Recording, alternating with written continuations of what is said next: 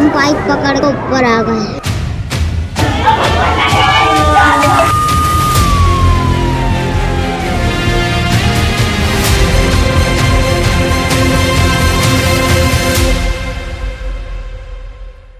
નમસ્કાર, ન્યૂઝ બુલેટિનમાં આપનું સ્વાગત છે। હું છું પંકજ શર્મા। બોટ દુર્ઘટના મામલે 18 લોકો સામે ગુનો દાખલ થયો છે। પરેશ શાહને પોલીસે આરોપી નથી બનાવ્યો, જેને લઈને અનેક સવાલ પણ ઉઠી રહ્યા છે। વડોદરા બોટ દુર્ઘટનામાં કુલ 14 લોકોના મૃત્યુ થયા છે, જેમાં 12 બાળકો અને 2 શિક્ષિકાઓનો સમાવેશ થાય છે। તમામ આ મૃતકોનું રાત્રે જ પોસ્ટમોર્ટમ થયું હતું। આજે મૃતક બાળકોની દફનવિધિ કરવામાં આવશે। વાઘોડિયાની ન્યૂ સનરાઈઝ સ્કૂલના 82 બાળકોને પ્રવાસ માટે લઈ જવાયા હતા। બીજી તરફ ન્યૂ સનરાઈઝ સ્કૂલમાં આજે રજા જાહેર કરાઈ છે। સ્કૂલ પર પોલીસનો ચાંપતો બંદોબસ્ત ગોઠવવામાં આવ્યો છે। પરિવારજનોમાં ભારે આક્રંદનો માહોલ છે। તસવીરો અમે 2 અલગ અલગ આપને બતાવી રહ્યા છે। પહેલી તસવીર કે જ્યાંથી રેસ્ક્યુ કરવામાં આવ્યા હતા, રેસ્ક્યુ ટીમો પહોંચી હતી, જે ડૂબી ગયેલા બાળકો છે તેમને બચાવવા માટે પહોંચી હતી। સ્થાનિક લોકોએ પણ તેમાં મદદ આપી હતી। તો બીજી તસવીરમાં દફન વિધિ કરવા માટે હાલ આજે જે છે એ પરિવારજનો આક્રંદ કરતા જોવા મળી રહ્યા છે, કારણ કે તેમણે પોતાનું વહાલ સોયા બાળકને ગુમાવ્યા છે। આજે સનરાઈઝ સ્કૂલમાં રજા જાહેર કરવામાં આવી છે અને સનરાઈઝ સ્કૂલની બહાર પોલીસનો ચાંપતો બંદોબસ્ત પણ ગોઠવી દેવામાં આવ્યો છે। તસવીરોમાં આપ જોઈ શકો છો કે બેરિકેડ લગાવી દેવામાં આવ્યા છે સ્કૂલની બહાર અને આજે સ્કૂલમાં રજા જાહેર કરવામાં આવી છે। આ બોટ દુર્ઘટના મામલામાં કુલ 18 લોકો સામે ગુનો દાખલ થયો છે અને તેમાં 12 બાળકો અને 2 શિક્ષિકાઓના મૃત્યુ થયા છે। હવે અપડેટ આવી રહી છે કે સનરાઈઝ સ્કૂલના સંચાલકોએ એક મોટો દાવો કર્યો છે। વધુ બાળકો બેસાડવાનો શિક્ષકોએ ઇનકાર કર્યો હતો, પરંતુ ના પાડવા છતાં વધારે બાળકો બેસાડવામાં આવ્યા। એટલે કે શિક્ષિકાઓએ અહીંયા ના પાડી હતી, સ્કૂલ સંચાલકો પણ અલગથી કરશે કાર્યવાહી। વડોદરા ન્યૂ સનરાઈઝ સ્કૂલના સંચાલકોએ મોટો દાવો કર્યો।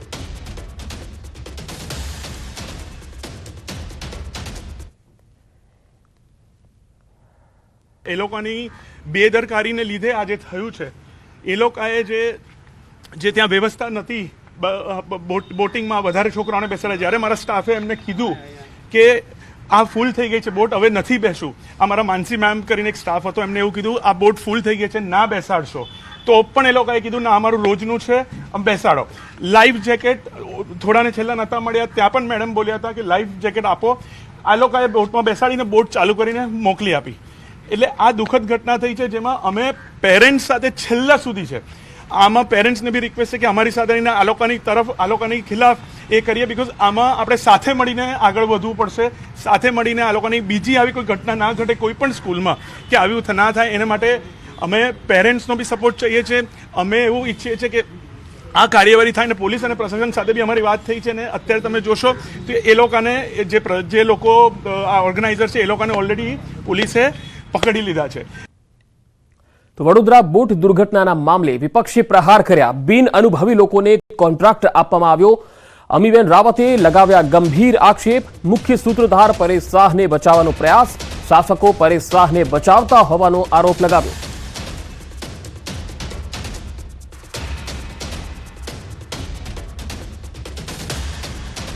તો પરેશ શાહ જે મુખ્ય કોન્ટ્રાક્ટર હતો, કારણ કે કોર્પોરેશને પરેશ શાહને કોન્ટ્રાક્ટ આપ્યો હતો, પરંતુ પરેશ શાહે અન્ય વ્યક્તિને આપી દીધો અને અન્ય વ્યક્તિએ તમામ નિયમોને નેવે મૂકીને આ પ્રકારની કાર્યવાહી હાથ ધરી। બોટ રાઇડિંગમાં ના કોઈ બાળકોને લાઈફ જેકેટ આપ્યા, ના બોટનું ઇન્સ્પેક્શન કરવામાં આવ્યું। આ તમામ પ્રકારના જે નિયમો છે અહીંયા નેવે મુકાયા।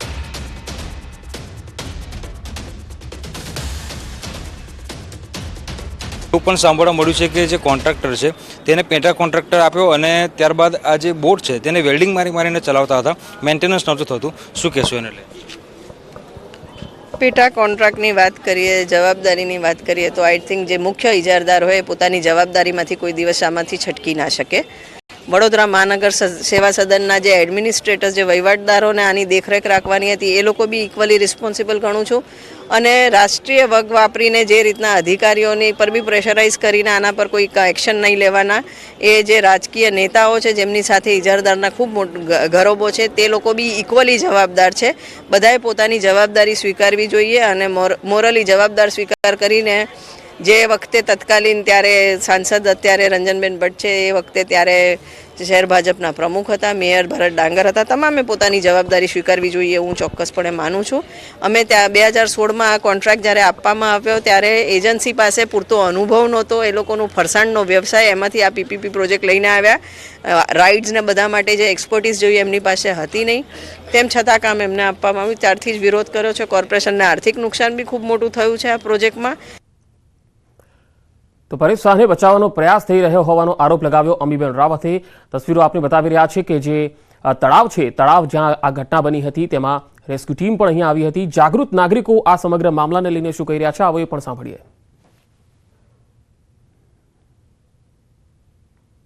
ઘટના છે વડોદરા શહેરને પૂરા ગુજરાત માટે અને માનનીય પ્રધાનમંત્રીની આ કર્મભૂમિ છે.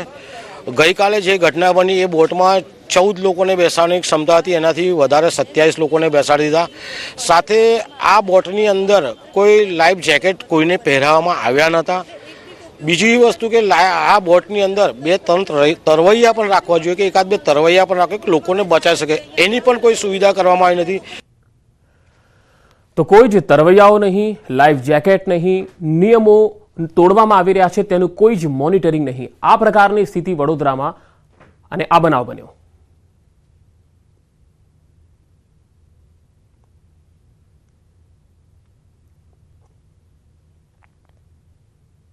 તો જે બોટમાં કરુણાંતિકા સર્જાઈ એ બોટથી અમારા સંવાદદાતાએ આખો અહેવાલ દર્શાવ્યો છે. આવો આપણે બતાવીએ.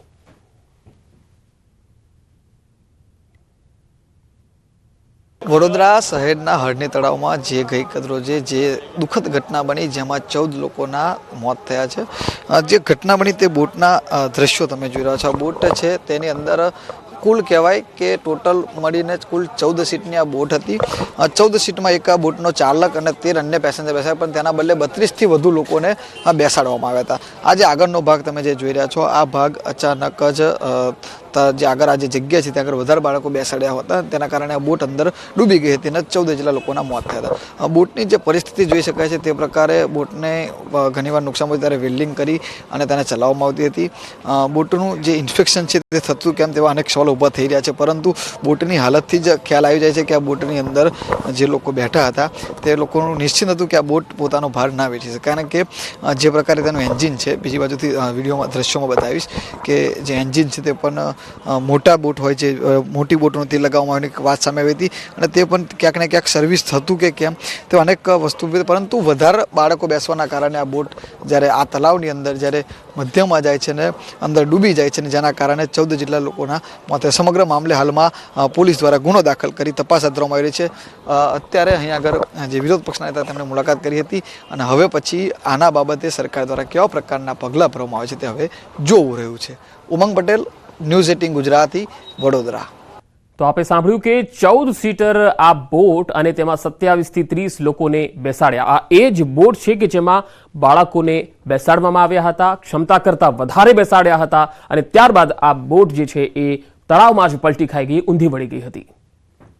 વડોદરામાં જે બોટમાં દુર્ઘટના સર્જાઈ ત્યાંથી અમારા સંવાદદાતાએ આખો અહેવાલ પણ રજૂ કર્યો હતો, જે આપે ઉમંગ પટેલનો સાંભળ્યો. હવે આવો બીજા એક સંવાદદાતા અમારા વડોદરાથી ત્યાં હાર્દિક દીક્ષિત છે, તેઓએ આ બોટ અંગે આખો અહેવાલ જે છે એ કવર કર્યો છે. આવો સાંભળીએ. કેટલા લોકો છે વડોદરા શહેરના હરણી તળાવ ખાતે ગઈકાલે મનોરંજનના સ્થળ પર જે માતમ છવાયો હતો તે સ્થળ પર અત્યારે ફરી એક વખત ન્યૂઝ 18 ગુજરાતીની ટીમ પહોંચી છે. સીધા દ્રશ્યો બોટના બતાવવાના પ્રયાસ કરીશું કે આ એ બોટ છે કે જે 14 લોકોના જે જીવ છે તે ભરખી ગઈ છે. આ બોટમાં જે શાળાના માસૂમ વિદ્યાર્થીઓ હતા તે સવાર હતા અને તળાવની બિલકુલ વચ્ચોવચ જતાની સાથે જ ઓવરલોડના કારણે આ જે બોટ છે તે પલટી ખાઈ ગઈ હતી. અત્યારે જે દ્રશ્યો છે તે રૂવાડા ઊભા કરી દે તેવા દ્રશ્યો છે. જે માસૂમ બાળકો આ બોટમાં સવાર હતા એ બાળક તો અત્યારે આ દુનિયામાં નથી, પરંતુ તેનું જે એક અંશ છે એટલે કે જે એનું વાલું જેકેટ હતું એ છે, જે ચપ્પલો છે કે જે તડફડતા લોકો હતા એ પણ અહીંયા બોટમાં જોઈ શકાય છે. આ બોટ જે છે તે મેન્ટેનન્સના અભાવના કારણે પલટી ખાઈ ગઈ હોય એવું અત્યારે પ્રાથમિક માહિતી મળી રહી છે. કેપેસિટી કરતાં વધારે લોકો એટલે કે 30થી વધુ લોકોને આ બોટમાં બેસાડવામાં આવ્યા હતા, જેના કારણે આખી હોનારત જે છે તે સર્જાઈ છે.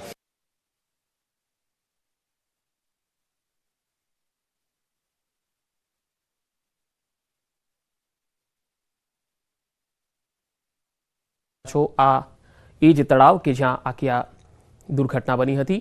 આ ઘટના બાદ રેસ્ક્યુ ટીમે તમામ લોકોને બચાવવાનો પ્રયત્ન કર્યો હતો. વડોદરામાં બોટ દુર્ઘટનામાં 18 સામે હવે ગુનો દાખલ થયો છે. ન્યૂ સનરાઈઝ સ્કૂલની બહાર ચુસ્ત બંદોબસ્ત પણ ગોઠવાયો છે. બોટ દુર્ઘટના બાદ સનરાઈઝ સ્કૂલ આજે બંધ છે. ઘટનામાં 12 બાળકોના મૃત્યુ થયા છે, જ્યારે 2 શિક્ષિકાઓ પણ મૃત્યુ પામી છે. फिर है ना कुछ जन है ना नीचे चले गए ने मैं एकला था ने कुछ जन ऊपर आके बोट पकड़ ली ने हम ऊपर बोट के ऊपर गए ने पाइप आई ने हम पाइप पकड़ के ऊपर आ गए. कितने बच्चे बिठाए थे अंदर? 30. હું ન્યૂ સનરાઈઝ સ્કૂલમાંથી આવ્યા છે. અમે પિકનિક પર નીકળ્યા હતા અરેના ફન પાર્કમાં, અને ત્યાં અમે લોકો ગુજરાતી મીડિયમના છોકરાઓને લઈને અમે ગુજરાતી મીડિયમની ટીચરો નીકળી ગઈ. પછી ઇંગ્લિશ મીડિયમના છોકરાઓને લેવા બોટવાળા સામે પાર ગયા તો લઈને આવતા હતા અને બોટ વચ્ચે ઊંધી વળી ગઈ. કેટલા બાળકો હતા? લગભગ 30 બાળકો હતા. કેટલા બાળકો લાગ્યા છે? શું હાલત છે? અહીંયા મને નથી ખબર. હું તો આ મેડમની સાથે આવી હતી, કેમ કે અમે લોકો સામે પારથી હું દોડતી આવી. આ મેડમ છે? હા મેડમ છે. શું નામ છે એમનું ફાલ્ગુનીબેન છે, ફાલ્ગુનીબેન પટેલ. કેટલા છોકરાઓ સ્કૂલ પરથી નીકળેલા ટોટલ અમે 82 હતા. એમાંથી અમે લગભગ 60 જેવા તો નીકળી ગયા. લગભગ 50 જેવા તો અમે નીકળી ગયા હતા. બોટમાં 30 જણ જેવા હતા. આ ઇંગ્લિશ મીડિયમની હતા અંદર? હા ઇંગ્લિશ મીડિયમની જ હતું. ટીચર્સ લગભગ 4-5 હતા.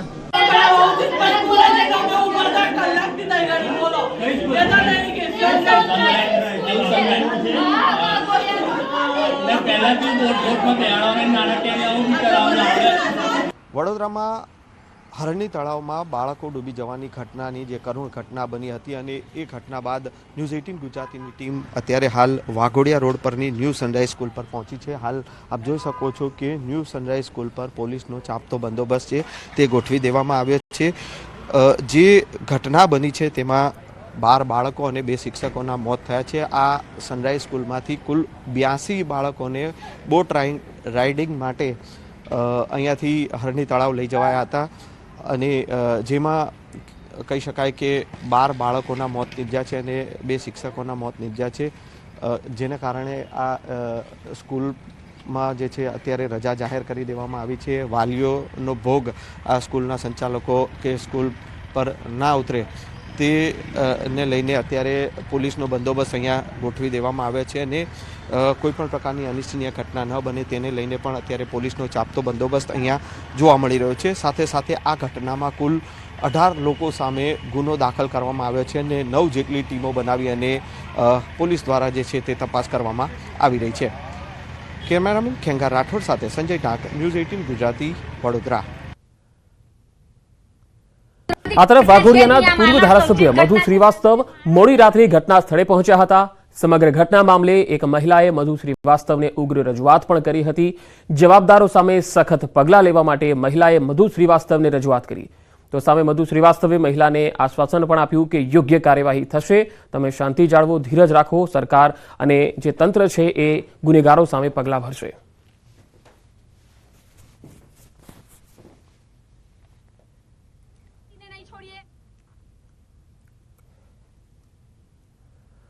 अन्य समाचारों तरफ आगळ वधीए तो अयोध्याમાં ભગવાન શ્રી રામની પ્રાણ પ્રતિષ્ઠાને લઈ રાજ્ય સરકારે નિર્ણય કર્યો છે. 22મીએ રાજ્યના સરકારી કર્મચારીઓને અડધી રજા રહેશે. રામ મંદિર પ્રાણ પ્રતિષ્ઠા